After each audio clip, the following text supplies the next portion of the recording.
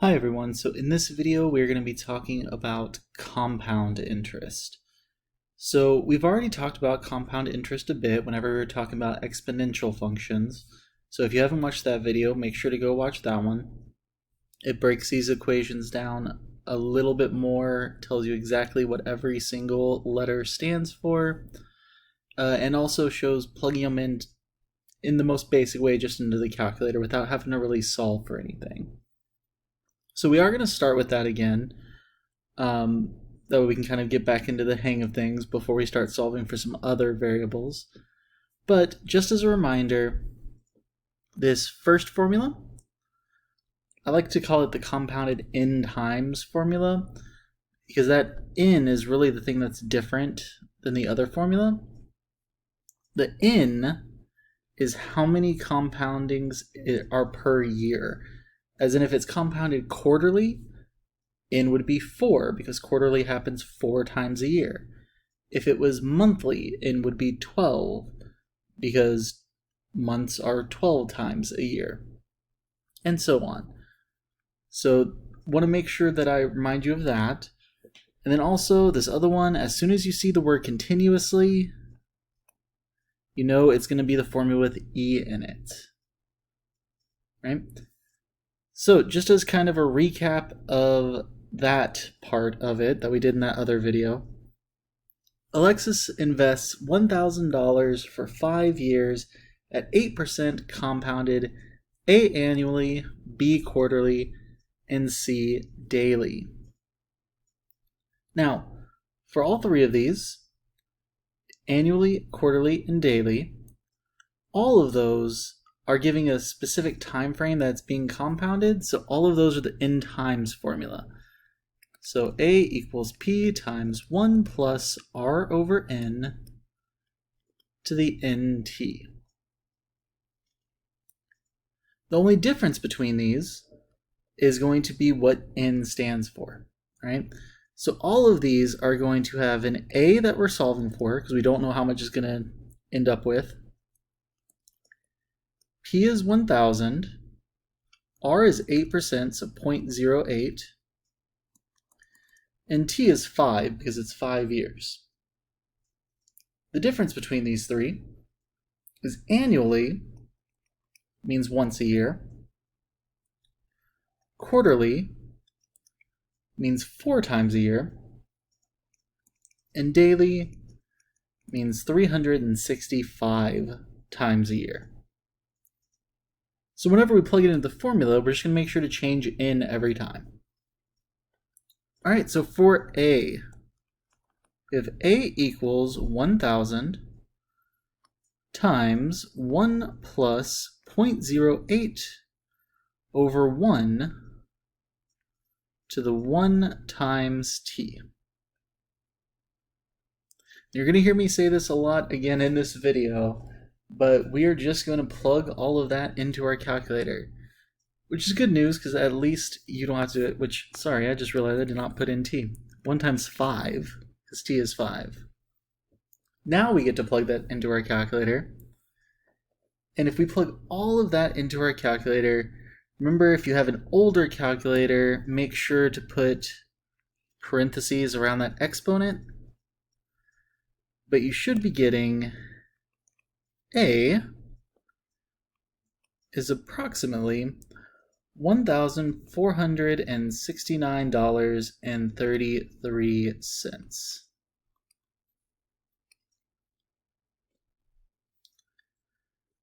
All right, for B, it's going to be the exact same thing, only now instead of using 1 for n, we're going to use 4, because quarterly was 4 times a year. So we're going to have A equals 1,000 times 1 plus 0.08 over 4 raised to the 4 times 5. In this case, again, plug it all into your calculator. A is approximately $1,485.95 cents.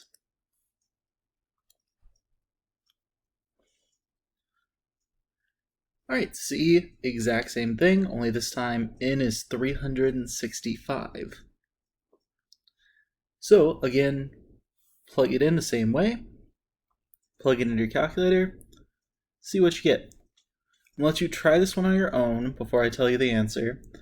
So go ahead and pause the video, plug it in, put it into your calculator, and see what you come up with.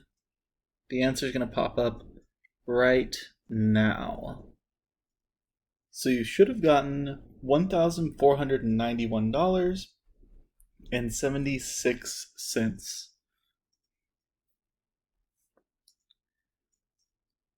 All right, let's look at another one that's still going to be solving for A, still fairly simple.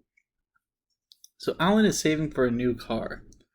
How much will he have after 3 years if $4,500 is invested at an annual rate of 7.25%, A, compounded monthly, or B, compounded continuously? All right, so monthly, that one gives us a specific time frame. So we know that we're going to use the A equals P times 1 plus R over N to the NT. The second one says continuously. As soon as we see the word continuously, we know it's A equals P e to the RT. All right, so again, as always, I'm going to go ahead and start by just listing out all of our variables that we can fill them in. So A is how much at the end. We don't know. It's a question mark. P is how much at the beginning. It's 4,500. R is 0.0725. N is monthly, so that's 12 times a year. And T is 3 years. And we're just going to take all of this and plug it into the formula. So A equals 4,500 times 1 plus 0.0725, if I can write, there we go, over 12 to the 12 times 3. Plug all of it into your calculator again. We have A is approximately $5,589.69. For compounded continuously, luckily most of our variables are still going to be the same, only now we don't need the n, because there's no n in that formula. So A is still a question mark, P is still 4,500, R is still 0.0725, and T is still 3. We just skip over n because we don't need it. So let's plug it into this one. A equals 4,500 e to the 0.0725 times 3. And again, once we get here, A is already solved for, so we get to plug it into our calculator again. And remember, depends on your calculator, but if you have a TI-83 or 84, then if you press second ln, that will get you e raised to an exponent. All right, so if you do plug this into your calculator, you're going to get A is approximately $5,593.34.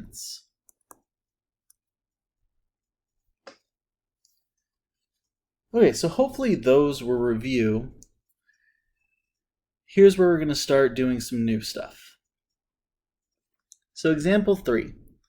Spider-Man needs a new web shooter.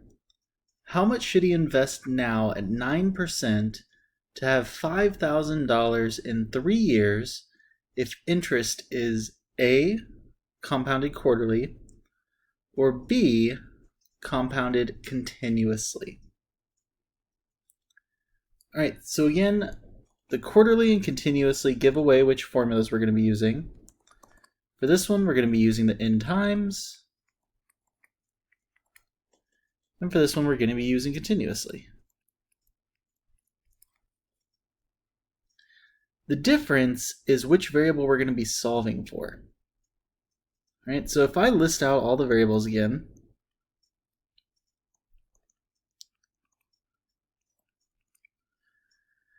A is how much at the end. Well, we actually know how much at the end this time. We want to have $5,000 in 3 years. So the 5,000 is actually our A because that's how much we're going to have later. P is how much we're going to put in there now that's going to grow to that. That's what we're trying to figure out. We're trying to figure out how much we invest now. R is still our rate, so 0.09. In, it's quarterly, so quarterly happens 4 times a year. And T is the number of years, and in this case it's 3. So let's go ahead and plug all of that in. So we have 5,000 equals P times 1 plus 0.09 over 4 to the 4 times 3. All right, now kind of like whenever we did simple interest, this is still going to look a little weird, but we just have P times a bunch of stuff. So if we want to isolate P, we just have to divide by that stuff. So if we divide by 1 plus 0.09 over 4 to the 4 times 3 on both sides,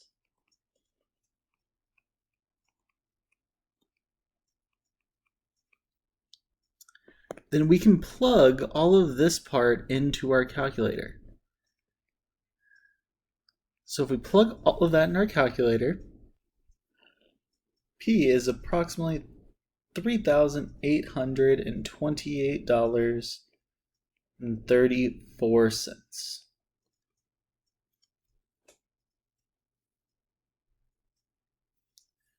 Continuously is going to look very similar to that. So again, it's the same variables, just in this case, there's not going to be an in. So A is still 5,000. P is still what we're looking for. R is still 0.09. And T is still 3. So let's plug that into this formula. We have 5,000 equals P e to the 0.09 times 3. Again, we have P times something, so we're going to divide on both sides by e to the 0.09 times 3.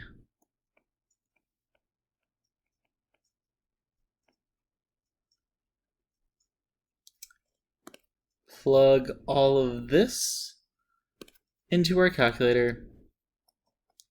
We get P is approximately $3,816.90.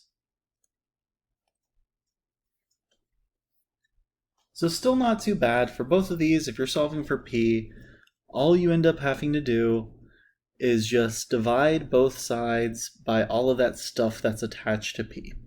Might look kind of ugly, but luckily your calculator handles it all for you. Alright, with that said, here's some ones that we're going to have to do a little bit more work for. Alright, so let's look at example 4. You put $5,000 into a savings with an interest rate of 6% compounded continuously. If you want to be a millionaire just from these savings, how long will it take? Alright. So first off, we see continuously. As soon as we see continuously, we know which formula we're going to use. So it's A equals PE to the RT. So let's go ahead and list out our variables.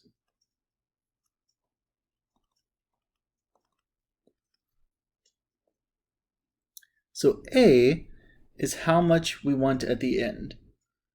Well, we want to be a millionaire from those savings, so we want $1 million.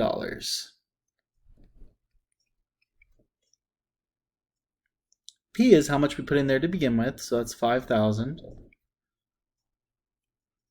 R is our rate, so 0.06. And it's asking how long it will take, so we don't know T. So let's go ahead and plug everything in. We have 1 million equals 5,000 e to the 0.06 t. All right, now this one is no longer a linear equation. This one is now an exponential equation. Specifically, because t is in the exponent. All right, so this is the reason that in the exponential equations homework, we did some that look like this. Because we want to make sure that we can solve for things that are in the exponent. Right? And anytime we have a variable in an exponent like this, the first thing that we want to make sure that we remember is rewrite. That's the basic idea of how to solve it whenever a variable is in the exponent. All right? Now we can't rewrite it yet because the base isn't alone. There's this 5,000 that's kind of in the way. So we're going to start off by dividing both sides by 5,000. Get rid of that, move it over. That way we don't have to deal with it. Now if you do 1 million divided by 5,000, that's going to get us 200 equals e to the 0.06 t. All right, now we can rewrite it. Because now the base, the e, is alone on its side. All right, so to rewrite it, we start with the base. So the base is e. So log base e is going to be ln of, we move across the equal, and we see 200. So 200 is what's going to go inside of the log. Equals our exponent, which was 0.06t. Luckily from here, t is no longer in an exponent. It's really easy to solve it from here because all we have is a number times t, so we just divide by that number. So if we plug all of this into our calculator, again, ln, if you have a TI-83 or 84, is going to be on the left side to the left of the number 4 on the keypad. All right, so make sure you're using that button. But ln of 200 divided by 0.06 is going to get us approximately 88.31. And by the way, that's years.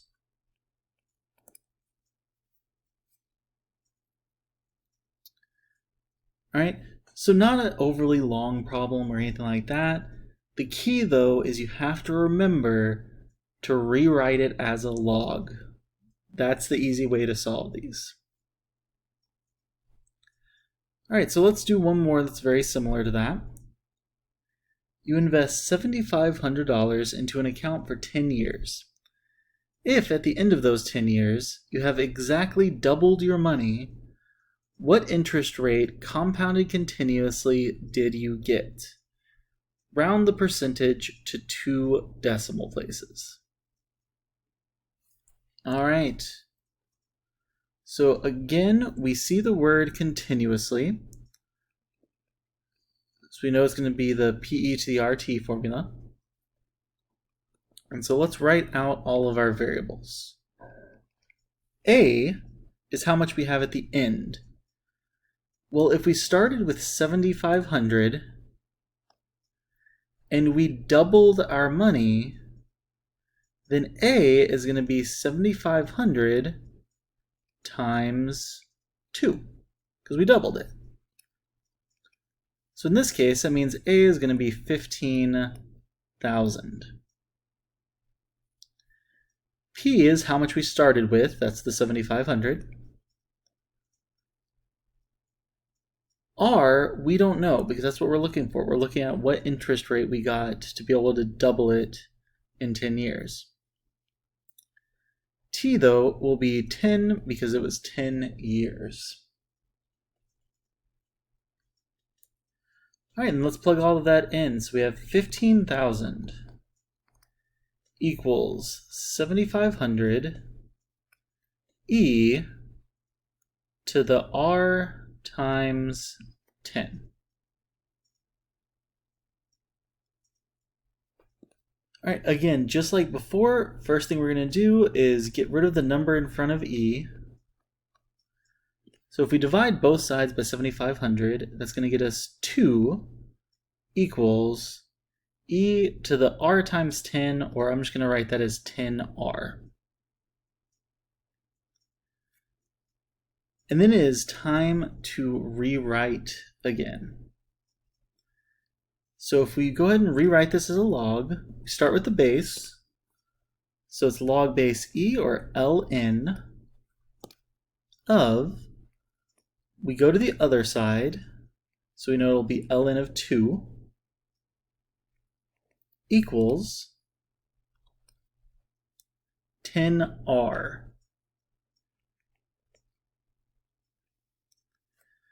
Now again, if we have 10r, all we have to do is divide both sides by 10, and that'll solve for r. So we're going to plug all of this into our calculator, and we're going to give a few extra decimals than we may think we need here, because remember, we're going to have to change it into a percent. So if I give, say, 5 or 6 decimals, it's going to be r is approximately equal to 0.069315.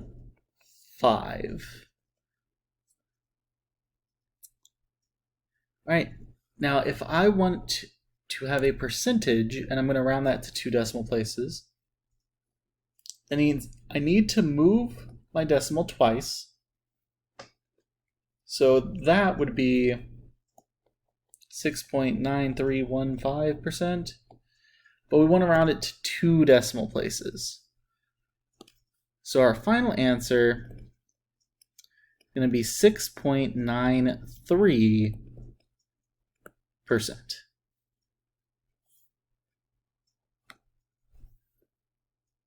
All right, so hopefully that made sense. Again, the big idea on whenever you're solving for either r or t is you want to rewrite it as a log. Rewriting it as a log makes it so much easier to solve for. So just do that and you'll be good to go. All right, that is it for this video on compound interest though. So thank you for watching.